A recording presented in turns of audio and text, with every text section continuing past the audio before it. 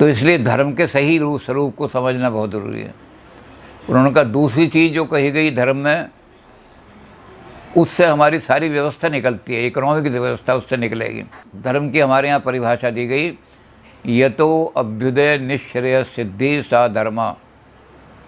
धर्म वो है, इधर तो ये पहली में तो क्या कि धर्मो धार्यते प्रजा, जिससे प्रजाओं की रक्षा होती हो, जिससे प्रजा में विकार ना पैदा होते हों, जिससे प्रजा के अंदर टूट फूट ना पैदा होती हो, विकृति ना आती हो, और मनुष्य जो है उसको भी नुकसान ना पहुंचता हो, उन दोनों का सामंजस्य बिठाने वाला ये धर्म है। तो सामाजिक नियम जो हैं, जो हमने समष्टि के रूप में बनाए हैं, उनका पालन करने वाला और व्यक्ति के धर्म से, शरीर धर्म से उनको जोड़ने वाला, ये इधर तो ये धर्म हो गया। और दूसरी धर्म की वो कहते हैं हमारे यहाँ परिभाषा दी गई है, यतो अभ्युदय। अभ्युदय का मतलब होता है अभित उदयम, हर प्रकार से हमारा प्रोग्रेस होनी चाहिए, उदय होना चाहिए, उन्नति होनी चाहिए। इसको प्रोन्नति का शब्द संस्कृत में कहा गया, प्रोन्नति। प्रोन्नति का मतलब सब प्रकार से उन्नति। हमारी सामाजिक दृष्टि से भी हम ऊपर को उठें, हमारी रूढ़ियाँ हों, हमारे अंधविश्वास हों, हमारे ऐसे सामाजिक तत्व हों जो समाज को नीचे गिरा रहे हैं, उनको हम विकार निकाल सकें किसी तरह से, तो ये सब को हम निकाल दें, तो ये सामाजिक प्रोन्नति हो जाएगी। बहुत सारी चीज़ें समाज में ऐसी आ जाती हैं, रूढ़ियाँ बन जाती हैं, अंधविश्वास बन जाते हैं, लोग फैला देते हैं अपने, जैसे रामायण में कहा गया है कि दम्बिन निजमत कल्प किया कर प्रकट किए बहु पंथ। फिर पंथों में झगड़ा हो जाता है, उनमें समाज में आपस में टूटने लगते हैं, वो पंथ जो है लड़ने लगते हैं आपस में। तो अगर उन पंथों की विकृति हम रोक दें और हम ये कहें कि समाज की जो चिति है वो चिति है धर्म, और धर्म जो है वो जोड़ता है, कभी तोड़ता नहीं। तो आपने जो संप्रदाय बनाया अपना, ऐसा बनाओ कि जो समाज को करे, आपस में टकराव ना आने पाए। तो जब ऐसी चीज़ बनाओगे तो तुम हमारी चिति का पालन कर रहे हो, धर्म का पालन कर रहे हो। अगर तुमने ऐसा संप्रदाय खड़ा कर दिया जो समाज में टकराव ला रहा है, तो धर्म नहीं है, वो पाखंड बन गया। तो कहते हैं ये पाखंडों को दूर करने वाला, विकृतियों को दूर करने वाला जो नियम है, ये प्रगति को रोकता है। तो जिस चीज़ से प्रगति ना हो रही हो वो धर्म नहीं हो सकता। तो पहली चीज़ उन्होंने कहा कि अभित उदयम के पहली जो है वो है हमारी सामाजिक प्रगति। सामाजिक प्रगति में क्या है कि जो हमारे पुराने रीति रिवाज हैं वो लोगों के मन में उतर जाएं, और अगर उनमें कोई ख़राब हो गए हैं या स्टेल हो गए हैं तो उनको हम निकाल दें, छोड़ दें, या वो अपने आप ही छूट जाते हैं। हमें लगता है कि ये फलाना जो रिवाज था हमारा, इस रिवाज से समाज में विकार आ जाएगा, तो लोग उसको छोड़ते, जो इंटेलिजेंट लोग हैं, प्रबुद्ध लोग हैं, वो उनको अपने आप ही छोड़ते चले जाते हैं, कोई लॉ बनाने की ज़रूरत नहीं पड़ती। तो कहते हैं धर्म क्या करता है, पहले सामाजिक प्रगति कराता है, समाज में प्रगति होनी चाहिए। फिर क्या कराता है, दूसरी चीज़ ये आर्थिक प्रगति। समाज का जो नियम है, जो चीज़ पुराने ज़माने में एरिस्टोटल ने कही थी वही हमारे यहाँ वेदों में वो बहुत पहले कह दी गई थी, वो है डिस्ट्रीब्यूटिव जस्टिस। प्रकृति ने जो कुछ हमें दिया है या दे रही है प्रकृति, उसको हम इस तरह से सब में बाँटें कि कोई आदमी वंचित न रह जाए। ये इकोनॉमिक जस्टिस होगा। इकोनॉमिक जस्टिस को आदमी को हम कहेंगे कि ये आदमी जो है, ये वो आदमी है जो हर चीज़ को ठीक ऐसे कर रहा है कि कहीं कोई भूखा न रह जाए, कोई आदमी नंगा न रह जाए देश के अंदर। इस बात को तो हमारे विवेकानंद जी ने बहुत डंका बजा के कहा है। डंका बजा के विवेकानंद जी ने कहा कि आई एम सोशलिस्ट, मैं सोशलिस्ट हूँ, नॉट लाइक रशियन सोशलिस्ट, रूसी सोशलिस्ट की तरह नहीं। उस समय तो आया नहीं था कम्युनिज्म, लेकिन सोशलिज्म आया था। तो उन्होंने कहा मैं उस मार्क्सवादी सोशलिस्ट की तरह से नहीं, जो कंडेम कर देती है कि इनको लेबर को तो गुलाम बना के रखो और कारखाने लगा लो। मैं इंडियन सोशलिस्ट हूँ। और इंडियन सोशलिज्म में क्या है, तेन त्यक्तेन भुंजी था। विवेकानंद ने वहाँ अमेरिका में कहा कि मैं अमेरिका का दुश्मन नहीं, वो सोशलिज्म नहीं है मेरा कि जिसको अमेरिका तोड़ने की कोशिश कर रहा है। मेरा सोशलिज्म क्या है कि डिस्ट्रीब्यूटिव जस्टिस, और वो मैंने इंडिया से लिया है। तेन त्यक्तेन भुंजी था, त्याग करो, जो कुछ भी त्याग कर सकते हो उन लोगों के लिए, तब कितना आनंद आएगा, उस आनंद को आप तो इस विवेकानंद के सारे धर्म को गांधी जी ने पालन किया, और इसी को विवेकानंद ये कह रहे हैं, दीनदयाल जी उपाध्याय, कि हमारे यहाँ डिस्ट्रीब्यूटिव जस्टिस ये है कि जो कुछ भी प्रकृति ने हमें दिया है उसको सबको मैं इकट्ठा करके अपने पास न रखूं, बल्कि क्या करूं, तेन त्यक्तेन, त्याग करूं। और त्याग करने में जो आनंद आएगा वो भोग करने में नहीं आएगा। आपको भोग करने में तो बल्कि होगा कि हम बहुत परिश्रम करके पैसा कमा रहे हैं और उस पैसे को इस्तेमाल कर रहे हैं, उससे क्या हो गया, हमें नुकसान हो गए बहुत सारे। उस पैसे से बीमारियां फैल गई घर में, लोग गलत शरत, बच्चे जो हैं गलत बातों में पड़ गए, पैसा ज़्यादा आ रहा है तो शराब पीने में चले गए, वेश्या के यहाँ चले गए। तो कहते हैं इसको अगर बांट देंगे हम समाज में, तो लुटेरे जो हैं आजकल किसी के बच्चे को उठा के ले गए और चिट्ठी लिख दी गई 20 लाख की फिरौती भेजो, ये काम नहीं होंगे फिर, क्योंकि कोई आदमी ऐसा नहीं रहेगा जो बेरोज़गार या भूखा हो। तो दीनदयाल जी कहते हैं दूसरी चीज़ जो बहुत इम्पोर्टेंट है वो है इकोनॉमिक जस्टिस। और इकोनॉमिक प्रगति जब होगी तो एक भी आदमी ना भूखा रहेगा ना नंगा रहेगा। और इन सब चीज़ों के करने के बाद जब हमारे पेट भी भर जाएंगे और जब हमारी समाज में भी ठीक रीतियाँ बन जाएंगी तो होगी हमारी मॉरल प्रोग्रेस। तो कहते हैं इंडिया ने अपना लक्ष्य जो बनाया है वो और देशों की तरह नहीं बनाया। और देशों में आदमी इकोनॉमिक मैन है, ब्रेड ईटिंग मैन है। कम्युनिज्म ने आदमी को ब्रेड ईटिंग मैन बना दिया है। दीनदयाल जी कहते हैं भारत का आदमी जो है वो ब्रेड ईटिंग मैन नहीं है। भारत का आदमी स्पिरिचुअल, वो स्पिरिचुअल, उसका लक्ष्य स्पिरिचुअल है, आत्मा को जगाना। तो जब हम ये सारी चीज़ें कर लेंगे तो मॉरल प्रोग्रेस एकदम शुरू आएगी। और मॉरल प्रोग्रेस जो है वो क्या करेगी, हमें आध्यात्मवाद की तरफ ले जाएगी। तो निश्रेयस जो है, तीनों प्रोग्रेस के बाद निश्रेयस माने आत्मा का उत्थान। यहाँ भी दीनदयाल जी ने जो बात कही है वो गांधी जी बहुत पहले कह चुके थे। उन्होंने कहा कि अगर आर्थिक प्रोग्रेस ही आदमी की सही प्रोग्रेस है, जैसा कि अन्य देशों में समझा जाता है कि जिसके पास धन ज़्यादा है वही आदमी बहुत प्रोग्रेसिव है, तो उन्होंने कहा कि जो चीन के अंदर वेश्याएँ हैं वो बड़ी मालदार हैं, धनाढ्य हैं। बड़े बड़े इंडस्ट्रियलिस्टों के पास भी इतना धन नहीं होगा जो वहाँ की वेश्याओं के पास हो, लेकिन उन वेश्याओं को कोई घर में रखना तैयार नहीं होता। कोई किसी को कहोगे इस वेश्या के पास इतने लाख रुपया है तो इससे विवाह कर ले, तो हमारा कोई आदमी भी उस वेश्या से विवाह नहीं करेगा। किसी गरीब को भी कहेंगे कि तुझे पैसा बहुत मिल जाएगा इस वेश्या से, तो गांधी जी कहते क्यों नहीं कहा, क्योंकि हमारे यहाँ आत्मा को नहीं बेचा जाता। गांधी जी ने शब्द दूसरा लिखा उसके लिए, गांधी ने कहा ज़मीर, अंतःकरण। गांधी जी ने कहा कि ज़मीर बेच करके जो तरक्की होती है वो तरक्की नहीं है। इसलिए हमारे यहाँ लक्ष्य क्या रखा, निश्रेयस, आत्मा का उत्थान, आत्मा का पतन ना हो। और इस तरह से तुम सारी प्रोग्रेस, तीनों तरह की प्रोग्रेस करो तो क्या हो जाएगा, अभ्युदय भी हो जाएगा, निश्रेयस, निश्रेयस मतलब आत्मा का उत्थान। तो गांधी जी ने भी वही बात कही थी जो दीनदयाल जी कह रहे हैं। दीनदयाल जी कहते हैं ये लक्ष्य दुनिया के किसी भी कौम का नहीं है, देश का नहीं है, जो भारत का लक्ष्य है इतना ऊंचा। मॉरल आइडियल हमारा ही है। और जगह तो वहाँ ला के छोड़ देते हैं कि आदमी खूब रोटी खाने लगा, ये इकोनॉमिक मैन बन गया। रूस वालों ने कहा कि ये ब्रेड ईटिंग मैन बन गया, ये ब्रेड ईटिंग एनिमल है, आदमी जो है ब्रेड ईटिंग एनिमल। तो ये उन्हें खूब रोटियाँ मिल जाएँ, पेट भर के रोटियाँ मिल जाएँ। और हमारे यहाँ क्या बात कही, हमारे यहाँ कहा गया कि अगर आपने आत्मा को बेच दिया और ब्रेड रोटी मिल गई।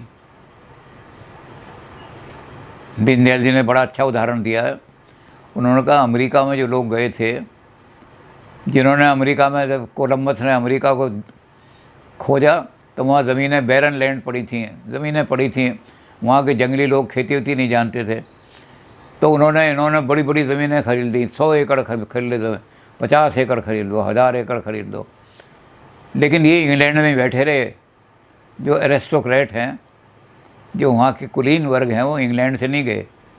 उन्होंने ऐसे देशों से, अफ्रीका से, इंडिया से और ख़ास तौर से अफ्रीका से ऐसे लोग लिए जो लेबर का काम कर सकें, तो उनको ले जा कर के वहाँ अपने खेतों में मजदूर के रूप में छोड़ दिया।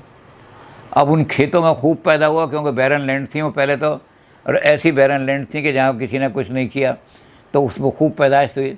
तो कहते जब वो खूब पैदा होने लगे तो उन्होंने खूब खाया, फिल्ड देयर बैली।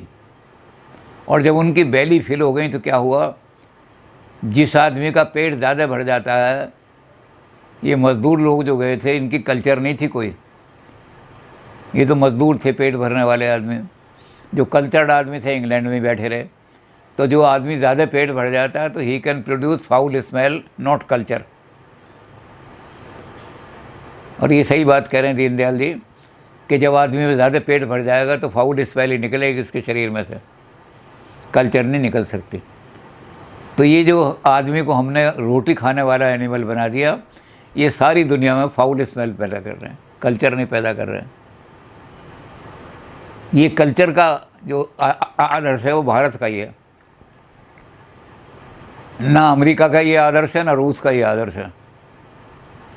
बस रोटी आदमी था तो रोटी से ऊपर नहीं उठ सके वो। हमारे यहाँ निश्रेयस धर्म वो है जो दोनों में समन्वय करा सके। स्पिरिचुअलिज्म भी हम आत्मा को नहीं बेचेंगे और फिर भी हम सब तरह से उन्नति करेंगे। आर्थिक उन्नति भी होगी, सोशल उन्नति भी होगी, मॉरल उन्नति भी होगी। और जब ये सब तरह की उन्नति हम कर लेंगे तो बाद में हम ये कहेंगे कि हमने अपनी आत्मा का पतन नहीं होने दिया। हम इसके सहारे जो साधन ये सारे मिल गए हैं, ये तो हमारे साधन हैं, आत्मा की उन्नति के साधन है ये। इनको हम आत्मा की उन्नति के लिए प्रयोग करेंगे। तो ये हमारे यहाँ धर्म की परिभाषा है। और इस परिभाषा को अगर हम धर्म त्याग दिया हमने, यानी अपनी चिति को त्याग दिया हमने, जो हमारा वैशिष्ट्य है, हमारी विशेषता है कि आत्मा को नहीं नीचे गिरने देंगे, यही धर्म है हमारे यहाँ। परिभाषा धर्म की ये दी गई है। भारत का आदमी जो भूखा मर रहा है वो कहता है मैं भूखा मर जाऊँगा, लेकिन अपने ज़मीर को नहीं बेचूँगा। अपने ज़मीर को बेच करके, जिन्होंने ज़मीर बेचे कि अपनी बहन अकबर को ब्यादो जायदाद मिल जाएगी, वो कंडेम्ड हुए हैं भारत में। जिन्होंने ज़मीर बेच करके, आत्मा को बेच करके और इकोनॉमिक उन्नति चाहिए, इकोनॉमिक प्रॉस्पेरिटी चाहने की कोशिश की है, उनका भारत में कहीं सम्मान नहीं हुआ। ऐसा एक ही उदाहरण उन्होंने दिया है, वैसे तो बहुत है हमारे यहाँ। इन्होंने एक ही उदाहरण दिया है कि अपनी बहन को बेच करके और अकबर से जागीर ले ली, उसको भारत ने सम्मान की दृष्टि से नहीं देखा। बिहारी मल जो थे, उन्होंने मान सिंह के जो पिता थे, उन्होंने अपनी बहन जो थी अकबर को दे दी थी। अकबर फूफा था उनका, तो जायदाद ले ली कहाँ की, जयपुर के पास जो जगह है सारी, वहाँ की जायदाद ले ली। तो इतनी जायदाद लेने के बाद भी वो कंडेम क्यों हुए? तो हमारे यहाँ धन से आदमी को सम्मान नहीं मिलता, पैसे से सम्मान भारत में नहीं मिलता। भारत में किससे मिलता है कि ये आदमी वो है जिसने पैसा ठुकरा दिया लेकिन आत्मा को पतन, अपनी आत्मा का पतन नहीं होने दिया। अपनी उसको आज की भाषा में अगर कहना चाहें तो दीनदयाल जी की भाषा की बजाय यूँ कह दो कि इस आदमी ने इज़्ज़त नहीं बेची। पैसा तो लिया इसने लेकिन इज़्ज़त नहीं बेची, तो इज़्ज़त का शब्द कह दो। तो ये जो है कि हमने निश्रेयस, हम आत्मा का पतन नहीं होने देंगे। ये सिर्फ भारतीय धर्म में है, ये भारत की यही चिति है, यही भारत का आदर्श है। भारत के छोटे से छोटे आदमी को भी, जो बहुत ही पतित हैं उनको तो छोड़ दो, लेकिन जो थोड़े से भी इज्जत वाले हैं उनको इन्होंने कहा कि हमारे हरम में आप अपनी बहन को भेज देना और हम तुम्हें जागीर दे देंगे, और नहीं भेजी तो कल तुम्हारा दरबार के अंदर ही सर कलम कर दिया जाएगा। अब उसको दो चीज़ें आ गई सामने कि अगर मैंने बहन का डोला नहीं भेजा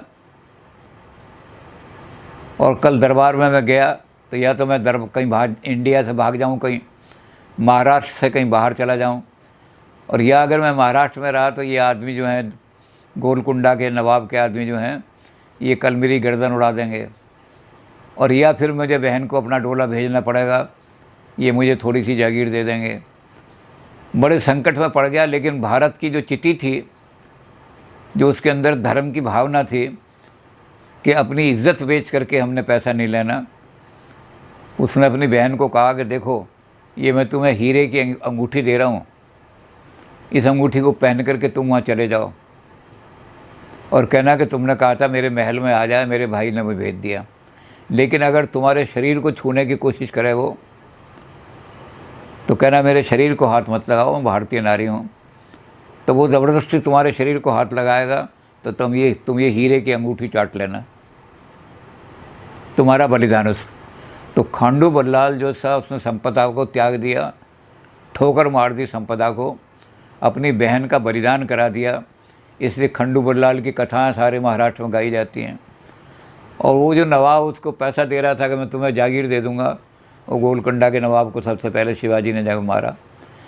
तो दीनदयाल जी कहते हैं कि भारत में चूँकि धर्म की परिभाषा ये है अभ्युदय, उदय तो करेंगे तीनों तरीके से, तीनों चीज़ें लिख दी उन्होंने कि सामाजिक प्रगति भी करेंगे, क्योंकि धर्म यही कहता है सामाजिक प्रगति अभ्युदय, आर्थिक प्रगति भी करेंगे, डिस्ट्रीब्यूटिव जस्टिस का हमारे यहाँ कोई झगड़ा नहीं आया, और मॉरल प्रगति भी करेंगे हम, कैरेक्टर में हमारे बच्चे बड़े ऊंचे ऊंचे निकलेंगे।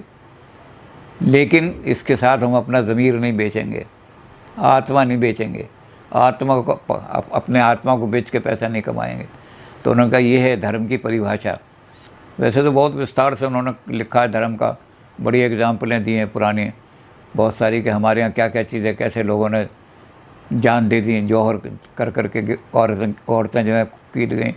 एक दो नहीं, पुराने ज़माने की भी दी पर एग्जाम्पल है कि हमारे यहाँ जब भी लोगों को इस तरह का किया गया कि वो अपना ज़मीर बेच दे, तो लोगों ने अपने बलिदान दे दिए लेकिन ज़मीरें नहीं बेची, अपनी इज्जत नहीं बेची कभी भी।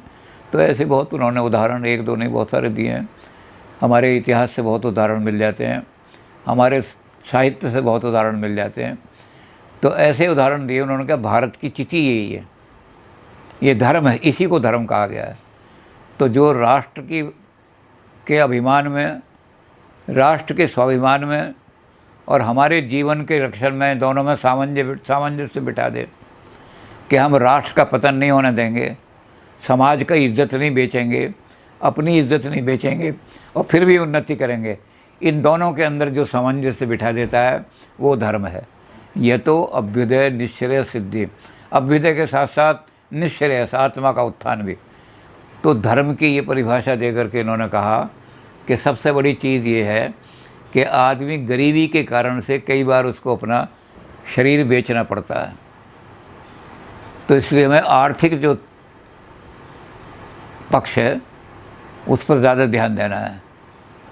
जो हमारा सामाजिक पक्ष है उसके लिए उन्होंने कहा कि मैंने अपनी शिक्षा नीति में कर दिया है कि समाज के रीति रिवाज, समाज की परंपराएं, समाज की ट्रेडिशन, जिसको संस्कृति कहा गया है, उसको अगली पीढ़ी में पास करने का काम शिक्षा का है।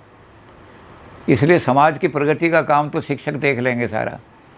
समाज में कहीं रूढ़ियाँ आ रही हों तो वो शिफ्टिंग का शब्द है कि वो छानेंगे कि अब ये चीज़ बेकार हो गई, पुराने ज़माने में काम देती थी अब काम नहीं देती, तो बच्चों को कह देंगे इसकी कोई ज़रूरत नहीं।